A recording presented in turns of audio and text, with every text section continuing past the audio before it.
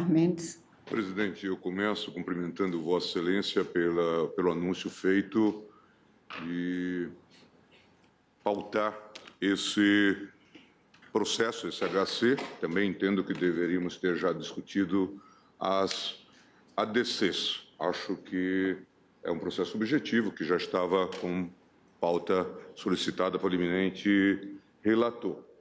E acho que nós estamos vivenciando no Brasil umas falsas questões.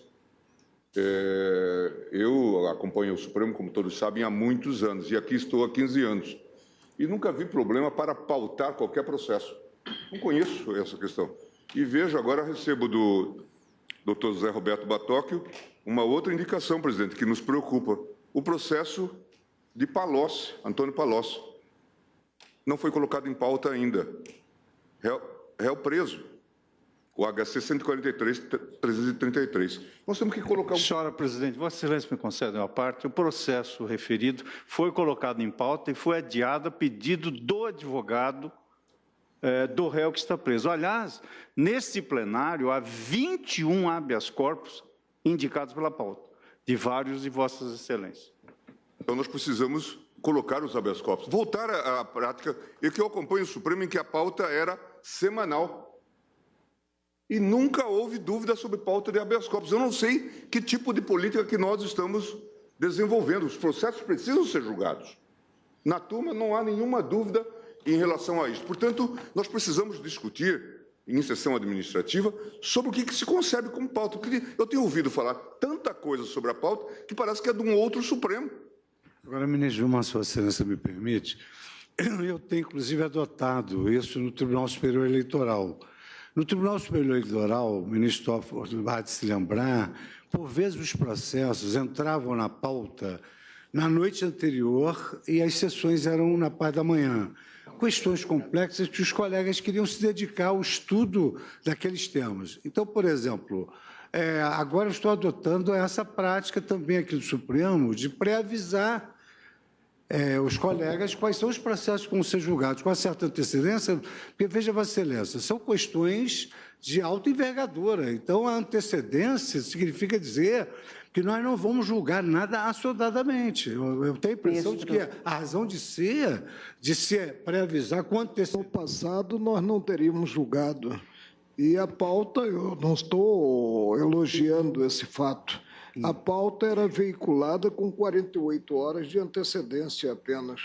Ministro Gilmar, apenas precisamos, presidente, voltar a uma prática antiga. Em primeiro lugar, reconhecer a figura do relator.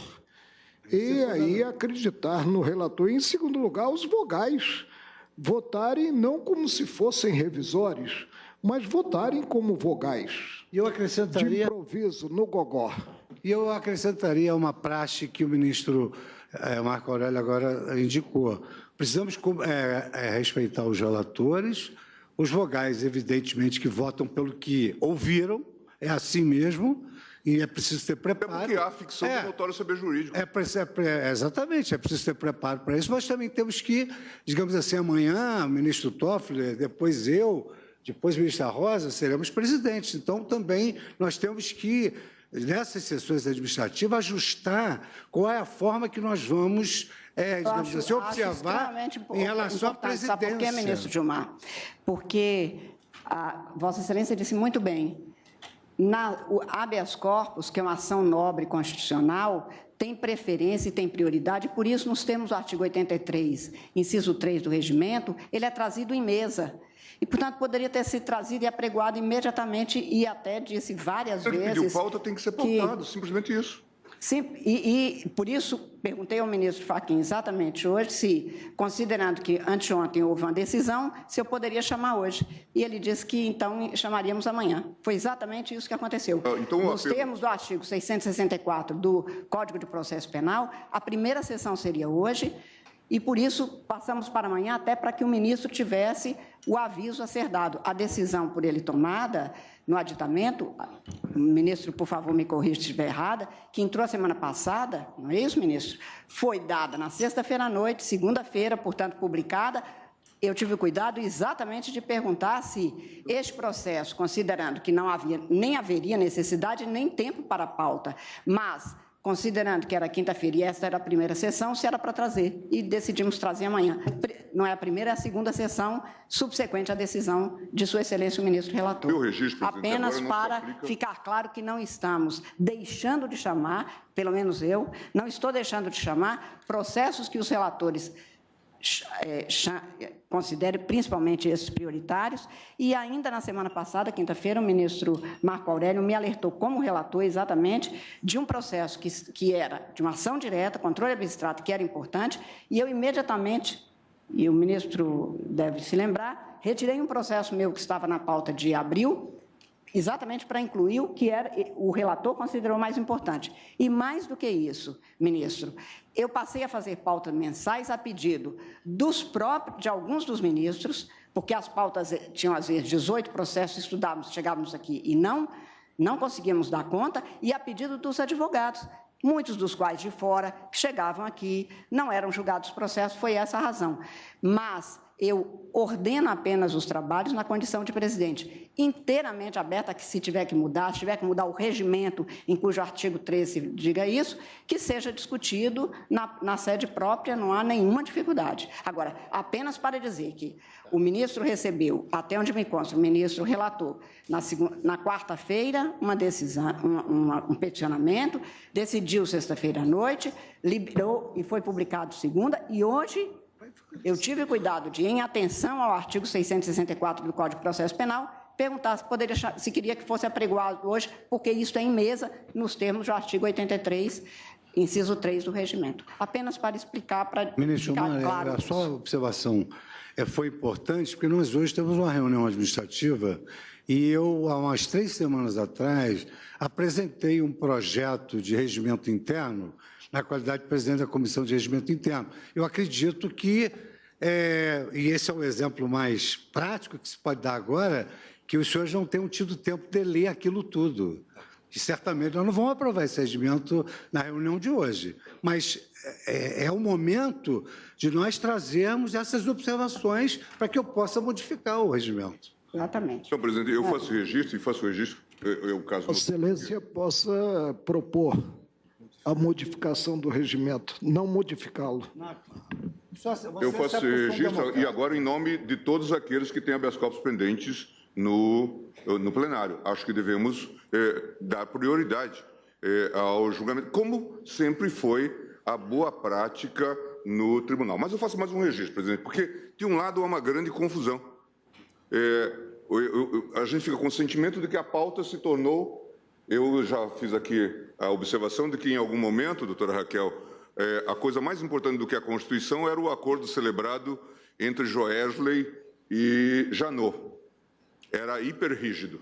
Depois, agora estou descobrindo que o regimento interno, que a pauta do Supremo é hiperrígida. Agora vejo que estávamos preparados para julgar o auxílio moradia e agora ele vai para uma Câmara de conciliação da AGU. Nós estamos vivendo uma grande confusão, presidente. Então, de um lado para lá, de um lado para cá, uma hora é hiperrígido, outra hora é hiperflexível. Quer dizer, nós temos que, de fato, reorganizar todo esse quadro, porque estamos ficando... Veja, eu sou muito sensível ao pleito dos magistrados, defendo a ideia de que haja uma uniformização dessa temática. Agora, todos sabem que essa questão... A ideia do auxílio moradia custa 1,2 bi por ano à União. Ministro Gilmar, deixa eu fazer aqui uma observação, porque eu sou relator da matéria. Na realidade, o auxílio moradia, em razão da autonomia dos estados e dos tribunais, era percebido por todos os magistrados. Auxílio moradia significa auxílio moradia em espécie e auxílio moradia in natura. Quem mora sem pagar em imóvel funcional está recebendo auxílio moradia in natura. E quem não mora, de duas uma, recebe em espécie ou paga aluguel. No caso específico, meu caso específico, eu fiz uma opção pessoal e pago o meu aluguel e não recebo auxílio moradia. Mas não acho equânime. Quem mora em imóvel funcional gasta menos do que quem não mora em imóvel funcional. Então, há certas situações assimétricas que acabaram conduzindo a essa questão. No Brasil, os estados pagando, a União não pagando, sacrificando exatamente aqueles que estavam no auge da prestação judicial almejada pela população. Então, o que ocorre aqui no caso específico, só para não deixar mal entendido, houve um fato superveniente. As associações e a União têm pendências constitucionais.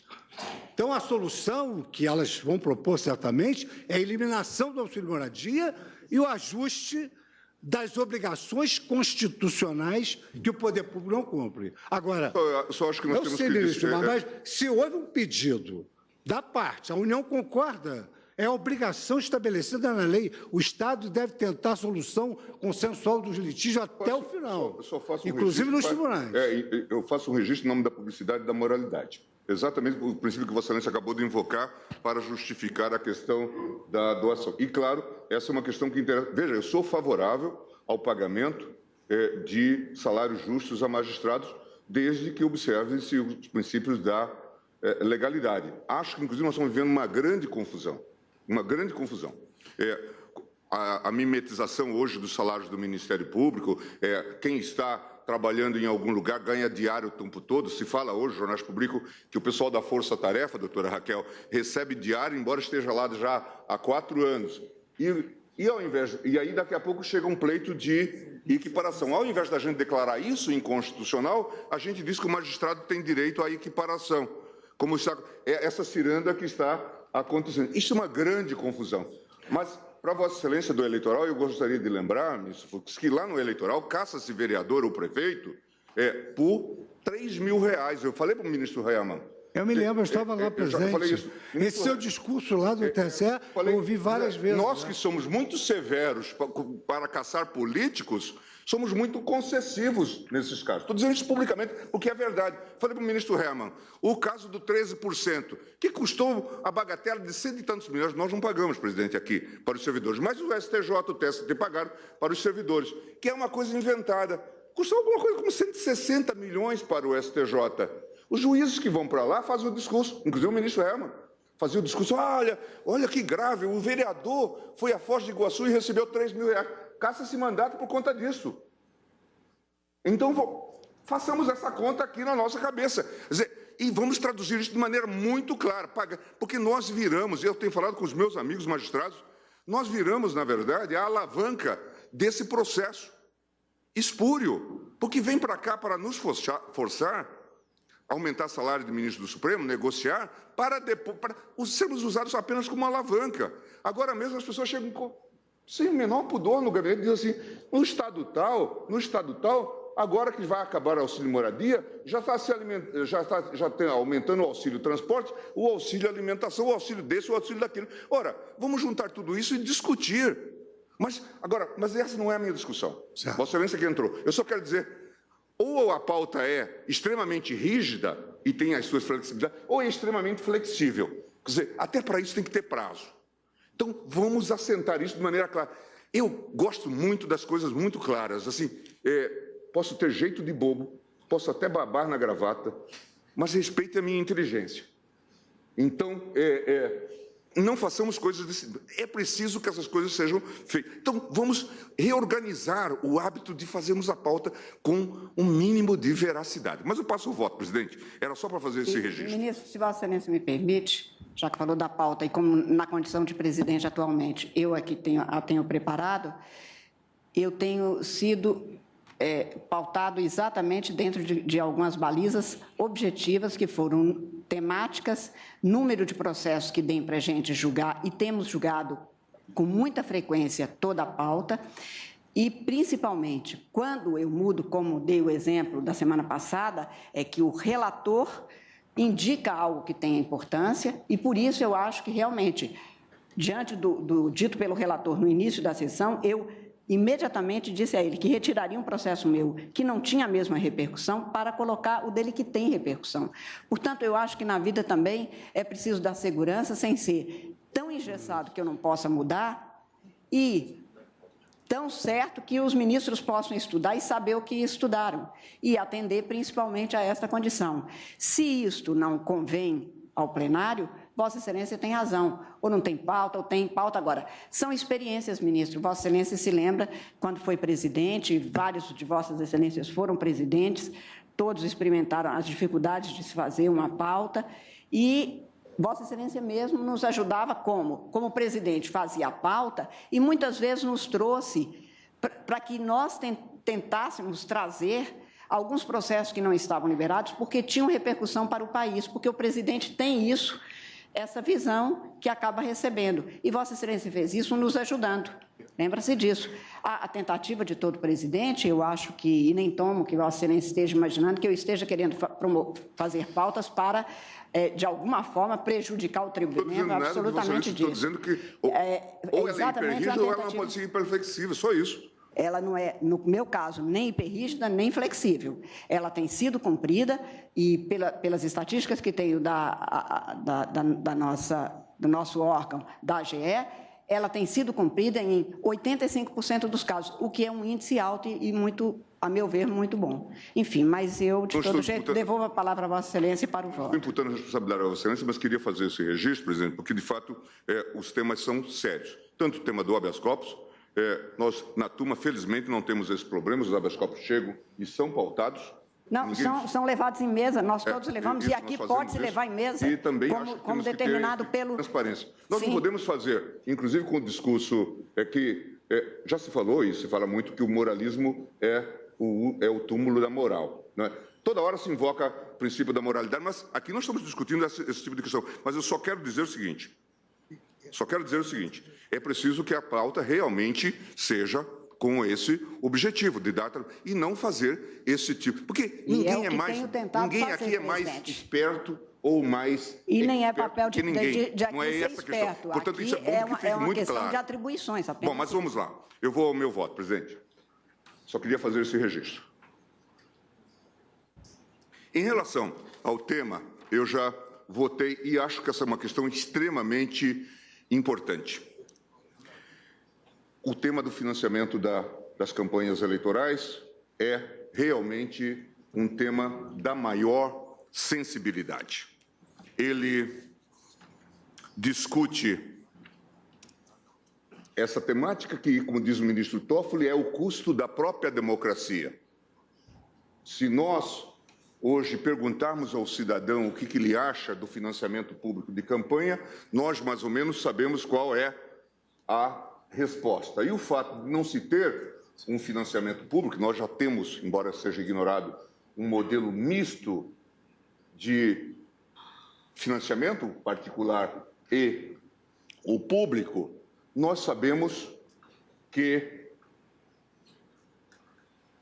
essas questões, a ausência do financiamento público, resulta no aumento da participação privada. Toda hora vejo aqui a presença, hoje, que muito nos honra, do ex-colega nosso e hoje advogado notável, ministro Sepúlveda Pertence. E ele transitou sobre esse tema, como transitou sobre todos os demais, chamando-nos a atenção, à época, eu citei no meu voto vencido, sobre a presença do dinheiro nas campanhas eleitorais e sua inevitabilidade, inclusive a participação, ou de fato, ou de direito, das empresas privadas, até porque a grande carga de recursos está nas pessoas jurídicas e, claro, esse recurso é vertido para os seus controladores. Até uma evolução que nós discutimos isso amplamente, muito, e o Brasil tem várias características, uma delas é a historicidade, repudia a própria história. Todos nós sabemos que, nos tempos mais recentes, históricos mais recentes, sempre foi proibida a doação de pessoa jurídica, até Collor. Sempre foi proibida.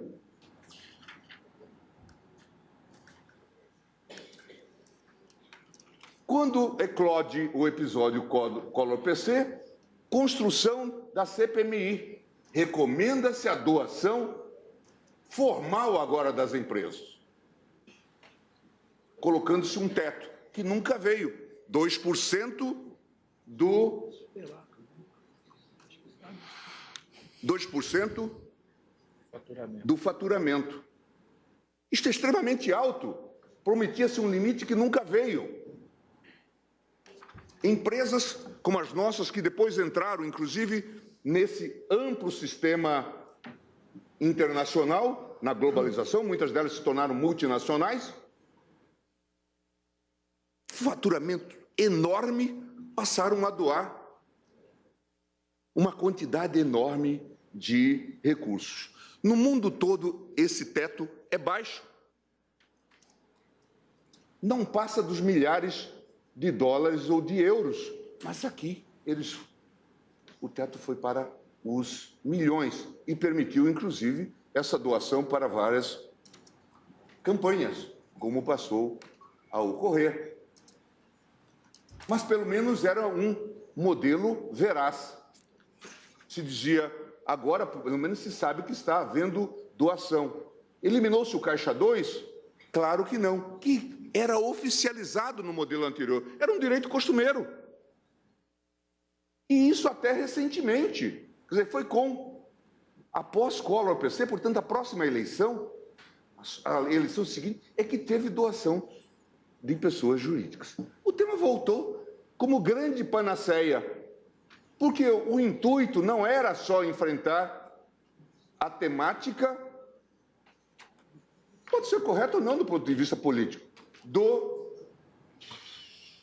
financiamento das corporações, mas era obter também o financiamento público e mudar o sistema eleitoral. Esse era o pacote que se queria. E qual era o sistema eleitoral que se queria? Era o de voto em lista. Se o eleitor não sabe quem elegeu no sistema proporcional de lista aberta, como que ele vai saber na lista fechada? O PR de Valdemar da Costa Neto fazendo lista.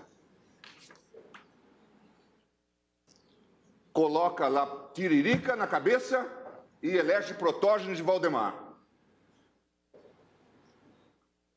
No sistema proporcional de lista aberta. Na lista fechada, nem vai precisar perguntar, porque quem vier no primeiro lugar e no segundo lugar da lista já está eleito. É uma nomeação. Se fala em compra de mandatos, então aqui, de compra de votos, compra-se o chefe do partido. Mas esse era o desenho que se queria. Em partidos inautênticos, sem nenhuma vivência partidária, era esse o desenho que se queria impor. E se impor por decreto. Não deu para fazer por reforma?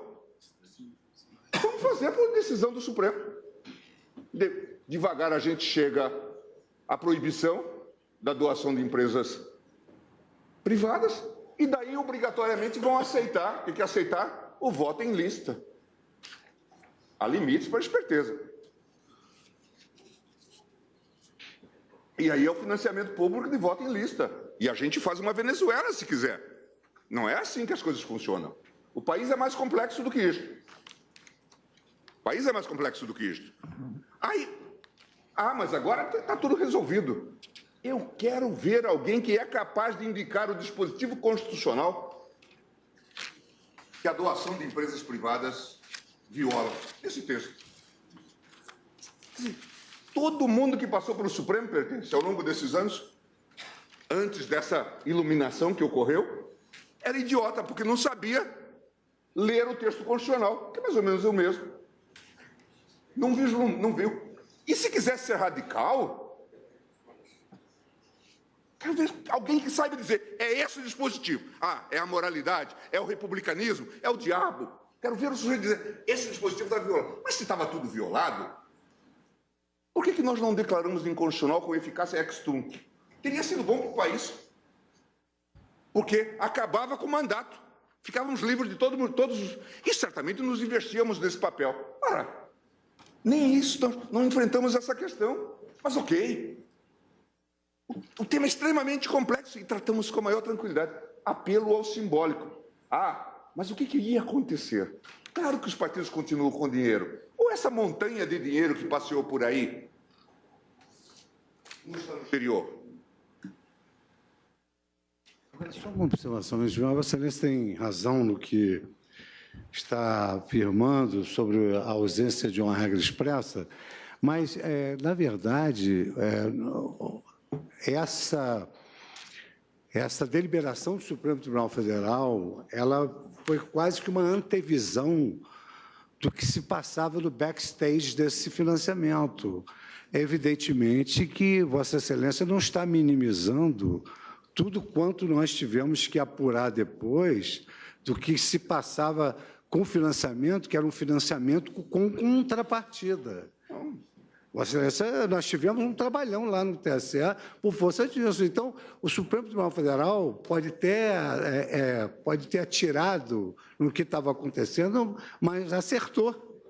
Acertou. Mas, eu só estou dizendo, quero que indique o dispositivo que foi violado, até porque todos os outros aqui não viram. Essa mesma matéria foi suscitada, eu falei do voto de pertença, em que se disse não há base constitucional, não há parâmetro de controle, a não ser que a gente adote um sistema tipo direito achado na rua, essas vertentes muito desenvolvidas lá em Uganda e outros lugares. Mas veja, ministro Celso, então, a seriedade. Mas se era a vero, de fato, deveríamos modular os efeitos ou declarar que, de fato, era nulo todas as eleições realizadas com financiamento das corporações. Mas ok, tudo bem. Ah, mas vamos para o paraíso agora, porque não vamos ter doações de empresas privadas. Alguém acredita nisso? Peguem os números do TSE em 2016, eleições municipais. Mas nem é preciso fazer isto. Nós estamos na pré-campanha. Quem está financiando essa gente? Lula com um aviãozinho lá em Bagé. De onde é que está vindo esse dinheiro? Bolsonaro no Brasil todo, nós discutimos isso esses dias no TSE ainda. Quem está financiando isso? Não começou a campanha eleitoral. Como esse sistema está funcionando? Será que a gente está fingindo? Estamos querendo enganar quem?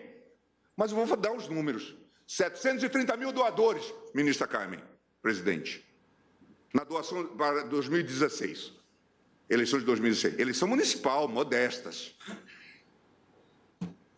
350 mil sem capacidade financeira. É o maior laranjal do mundo. Produzimos isso e assumamos a nossa responsabilidade. E aspetta il barítono. E esperem as eleições de 2018. Assumamos as nossas responsabilidades. Portanto, tomemos um cuidado. Pelo menos, vamos ler a Constituição e dizer, de fato, eu estou declarando inconstitucional? Não, porque eu gosto. O direito do eu acho o quê? Eu acho o quê? É o direito do achado na rua. Eu acho o quê? Eu acho o que quiser. Ache na Constituição. Ache na Constituição. Eu posso achar o que quiser. Ah, eu quero mudar isto.